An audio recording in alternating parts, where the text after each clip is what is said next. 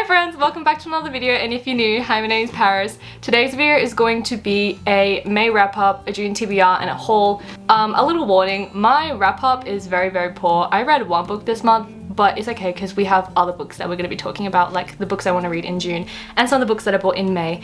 But first we're going to talk about today's sponsor of the video, which is bokksu. Bokksu is a Japanese snack subscription box that sends Japan exclusive snacks right to your front door. I love bokksu because they honor Japanese heritage and work with traditional snack makers in order to bring authentic flavors all around the world. So my box came a couple days ago and I got the chance to open it and try a bunch of snacks, and let me just say I'm very impressed. Inside the box there's an array of different snacks, candies and teas, as well as a helpful cultural guide which I have right here, and it tells you about each singular snack and also the ingredients and where it's from. One of my favorite parts about the guide is that there's this little map of Japan and it shows where each snack is located in the country. I think that's really cool because it once again honors Japanese heritage.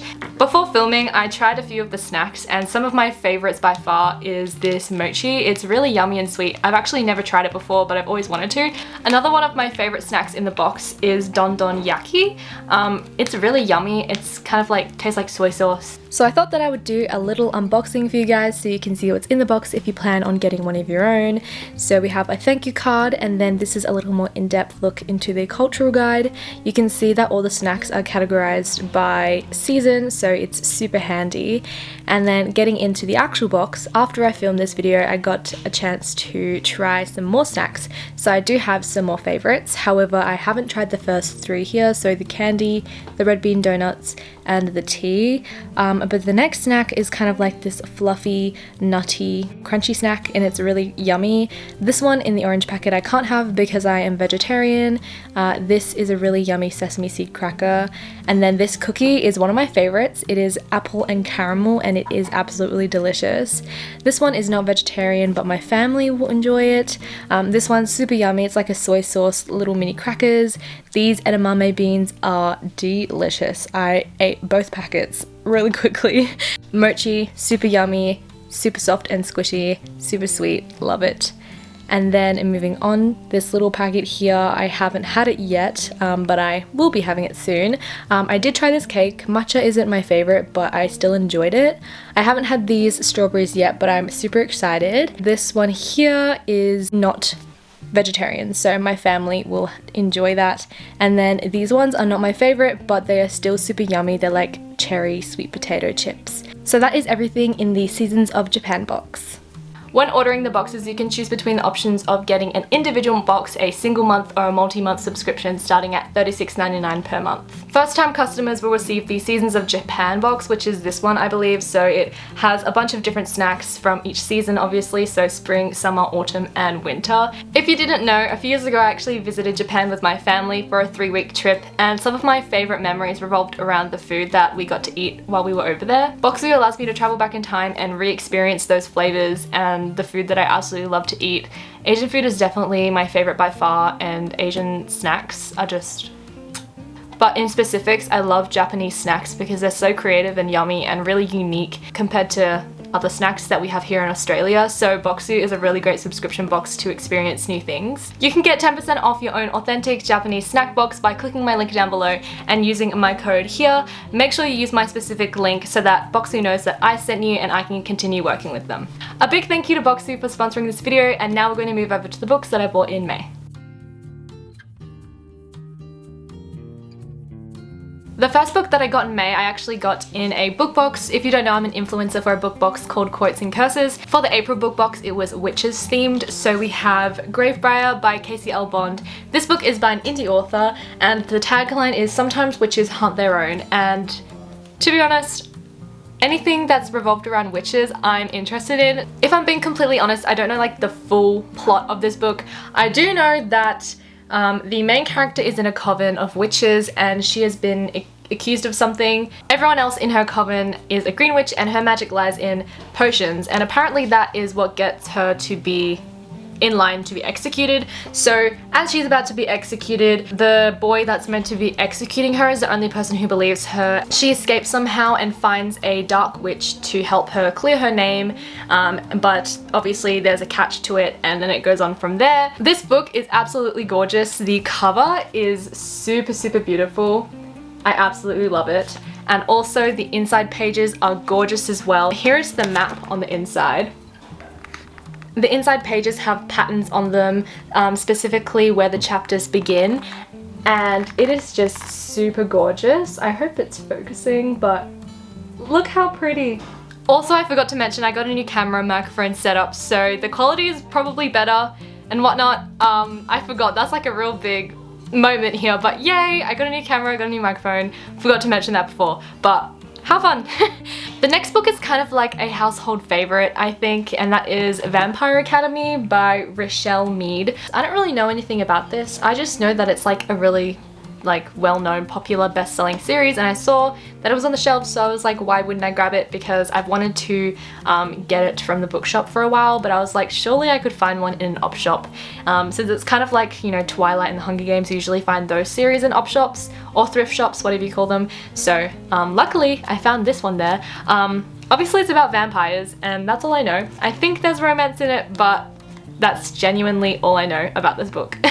This second book I also got in an op shop, and it's And I Darken by Kirsten White. I've seen this book all over, and I've also seen it on TikTok where people have said that this book should have more appreciation. So I thought that I would pick it up and, you know, give it a go. It was only $2 as well, so super cheap. The tagline below the title says, "Heads will roll, hearts will be broken." So I'm guessing this is like a fantasy, romance, young adult kind of moment. Once again, don't know much about this book because, you know, I don't like to go into books knowing exactly every single thing that's happening in the book, because obviously it gives it away. I like to have a little bit of, you know, a surprise factor. The next book is the last book that I got from an op shop, and it is Never Fade by Alexandra Bracken. This is the second book in the Darkest Minds series, and I don't have the first book. I've never read the first book, but I saw this at Good Sammy's, which is an op shop in Australia, and it was $2, and it's a hardback. I don't want to read the blurb for this book, so obviously can't tell you what it's about because I don't want to spoil the first book. So that was the next book that I bought in May.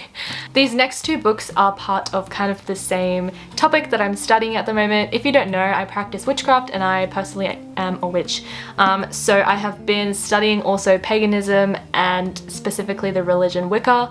And so these two books here are about Wicca. I've been looking into witchcraft and Wicca for the past few years, and I thought that it was time for me, and I feel like more comfortable now, to start reading into it more extensively and learning more about it. So I got a couple more books to add to my little witchy Wicca book collection. This first one here is a little bit about Wicca, An Introduction to Witchcraft by Cassandra Eason. This one is quite short and it is more of a beginner's guide. This book is called Wicca, A Modern Practitioner's Guide by Aaron Murphy Hiscock. This one is meant to be a more in-depth guide slash reference book that's not specifically for a beginner who's into witchcraft and Wicca, so I thought that I would pick it up to further my study. I have been quite into it actually, and I've been doing the whole annotation moment, so I have a bunch of underlining and arrows and heaps of writing up along and around the pages.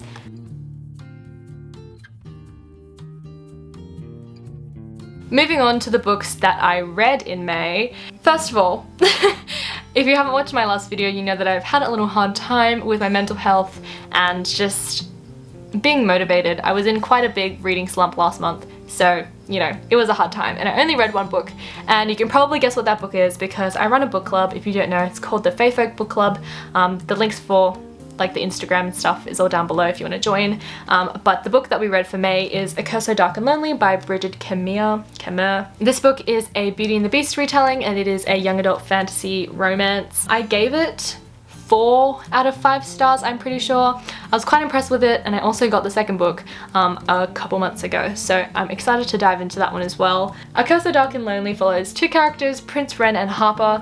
They're from 2 different worlds. Prince Ren is from a kingdom, fantasy typical kind of world, and then Harper is from the streets of Washington, DC. Prince Ren is trapped in this kind of like Groundhog Day cycle where he has to repeat the autumn of his 18th year over and over and over again, and he can only break free from this cycle if a girl falls in love with him. Somehow Harper is whisked into Prince Ren's world and they have to somehow break this curse, but it turns out that there are powerful evil forces against Prince Ren and his kingdom of Emberfall, and more than true love is going to have to break this curse. So that's the singular book that I read in May. Of course, I started some of the other books that I was meant to read. If you watched my last TBR video for May, I started A Crown of Gilded Bones, but it's quite a heavy new adult fantasy world, and I just wasn't feeling it, and I don't want to force myself to read so it becomes a chore. I want it to be like a fun thing. Didn't want to force myself, and so I just stuck to the one book because reading one book is better than reading nothing. So yeah, that was the one book that I read, and now we're going to move over to the books that I want to read in June.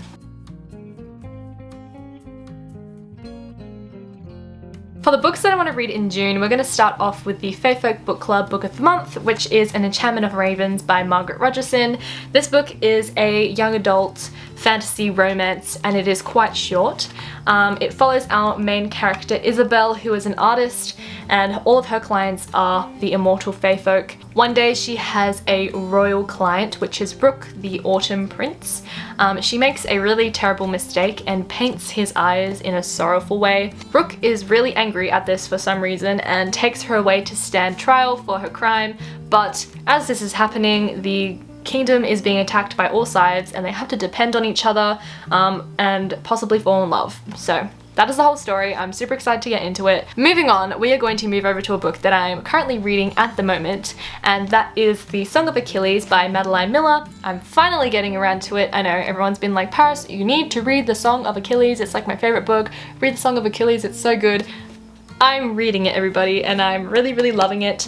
I am currently 74 pages in. If you don't know what this book is about, it is set in Greece in the Age of Heroes, and it follows two young boys, Patroclus and Achilles, who is the son of King Peleus. Peleus? Once again, can't pronounce anything. Please don't kill me. These two young boys befriend each other, and then, you know, one of them has to go to war, the other one follows. It's just the classic story of Achilles, Greek mythology, you know, kind of thing. I also thought that this would be a good book to read this month because it is Pride Month, it's June, and you know, this is a little bit of LGBTQ+ representation. I'm really enjoying it so far, and yeah, it's just really good, and I can't wait to finish it. This is going to be for a reading vlog, so you can watch all of my reactions and possibly some sobbing, because this is apparently a really sad book. And I'm kind of excited to read it. So yeah, that's the next book that I want to read in June. Next, we have another very sad book with LGBTQ+ representation, and that is They Both Die at the End by Adam Silvera. They Both Die at the End is about two boys, Mato and Rufus, who are on their end day, and that is a day where you die, your end day.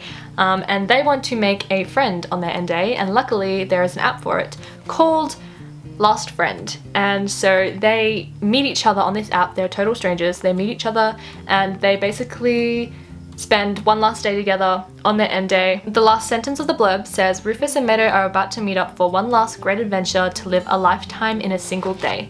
So sad, LGBTQ+, all I can think of is tears. It's just gonna be sad. I'm kind of excited for it, to be honest. The next book is once again another depressing book. Also, you might be thinking, Paris, last month you read one book, you couldn't read even 2 books from your TBR, and this month you're setting a very ambitious a lot of books TBR. And I know, but I'm in a reading mood for some reason this month. It's officially winter, it's officially bed season, staying in bed, reading season. So I'm just setting a bunch of books that I can read from, so I have a diverse selection that I can choose from and read, because I'm in a reading mood. Weirdly, and it's probably because I didn't read like anything last month. Anyways, so this next book is another very sad book, and that is All the Bright Places by Jennifer Niven. I just remembered that I also bought this book in May. I just didn't show it. I don't know why. I just forgot. But yeah, I bought this in May, but I'm gonna be reading it this month in June. It is about the story of a girl who learns to live from a boy who wants to die. So sad book, contemporary book. Don't usually read contemporaries, but I'm excited. I'm gonna read parts of the blurb at the back because I don't want to know too much about it, so I'm just gonna read small bits for you. Theodore Finch wants to take his own life. Violet Markey is devastated by her sister's death. They meet on the ledge of the school bell tower, and so their story begins. It's only together they can be themselves. But as Violet's world grows, Finch's begins to shrink. How far will Violet go to save the boy she has come to love? That sounds literally devastating. and I'm really excited to read it. I don't know why, but this book is just one that I'm really, you know, I just want to read it for some reason, so I'm probably going to start it super soon. But yeah, that's the next book that I want to read in June. Coming out of all of those very sad, depressing books, we have a book that is well known for its smut, and that is A Touch of Darkness by Scarlett St. Clair. I'm super excited to read this book. I'm looking for a little bit of spice in my life, and so I thought this is a perfect book to put on my TBR. This book is another book kind of like about Greek mythology. We follow Persephone and Hades. They have a little thingy thing.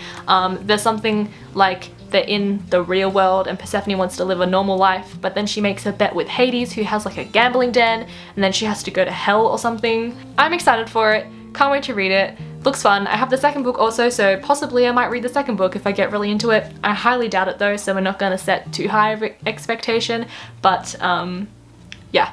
The last book that I have to talk about is A Little Enemies to Lovers Moment, a book that I've been excited to read for a while, and that is The Shadows Between Us by Trisha Levenseller. This book is super pretty. Look at the inside pages, and the cover is also super gorgeous. What I'm getting from this book is the main character is a girl boss. She is basically seducing men to give her gifts, and to be honest, aspirations, so, you know, kind of vibing with it. And so our main character, she's getting a little bit bored, you know, she's just doing the same thing over and over again. She's like, damn, seducing all of these average men, getting them to like give me all of these gifts is kind of getting boring. So I'm gonna woo the king, seduce him, and get him to give me all of his stuff, kill him, and then take his kingdom. And that's giving me very much girl boss vibes. And so I was like, yeah, need this book, need to read it right now. It's gorgeous, it's pretty, it's giving me the enemies to lovers, it's giving me everything that I need, it's giving me strong female protagonist, and so it's on my TBR. That is the end of the video. Thank you so much for watching. I hope you enjoyed seeing all the books that I bought in May, read in May, and want to read in June. And once again, thank you to bokksu for sponsoring this video. I hope you all enjoyed and are looking forward to my plan for this month. I have some fun things happening this month and I'm super excited for them. I'm ready to get back into it. I'm ready to get out of this depressive episodes, maybe, hopefully, possibly, very hopefully. Thank you so much for watching this video once again, and I will see you in my next video, friends. Bye!